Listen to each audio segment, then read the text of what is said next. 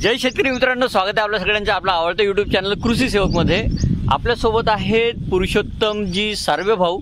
इथे गुंजेपारला राहतात। हे तुम्ही पाहू शकता, यांची शेती आहे, ही धानाची शेती आहे, खूप मोठा लंबा पट्टा आहे आणि यांनी इथे परे लागवड केलेली आहे। तर चला तर मग जाणून घेऊया यांच्या या भात शेती लागवडीविषयी।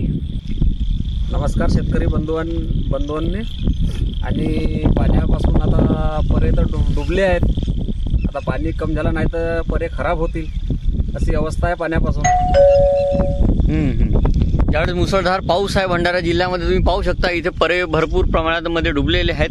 हे किती दिवस झाले होते परे लागवड करून? ते आता 15 दिवस झाले। 15 दिवस झाले आणि आता पाण्यामध्ये बुडालेले आहेत। खूप जास्त मुसळधार पाऊसही आहे इकडे। तुम्हाला आणखी काय काय सामना करावा लागत आहे याकरिता? आता याच्यासाठी आता पाणी निघला तर ठीक, नाही तर परे खराब होऊन अजून दुसऱ्याहून पेरणी करावं लागेल, त्याची अच्छा लागवड करावं लागेल, बिजाई घ्यावं लागेल, म्हणजे खर्चाची बाब आहे। हा भारी धान होता की हलका धान? भारी धान आहे, भारी धान आहे 145 दिवसाच्या।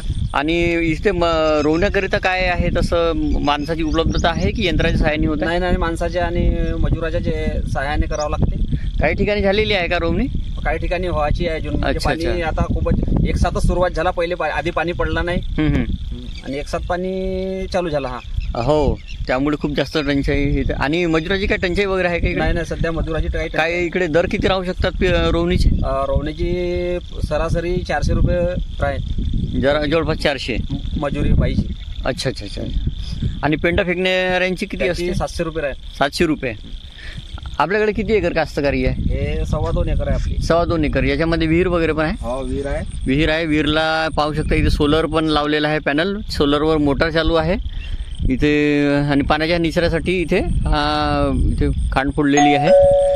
आणि अतिरिक्त जे पाणी आहे हे परे त्याही बांधीमध्ये लावलेले आहेत, खराब होऊ नये त्याकरिता यांनी हे खांड फोडून इथे पाण्याचा निचरा केलेला आहे। असं शेतकऱ्यांना यावेळेस खूप जास्त त्रास होत आहे असं मला वाटते नैसर्गिक याचा।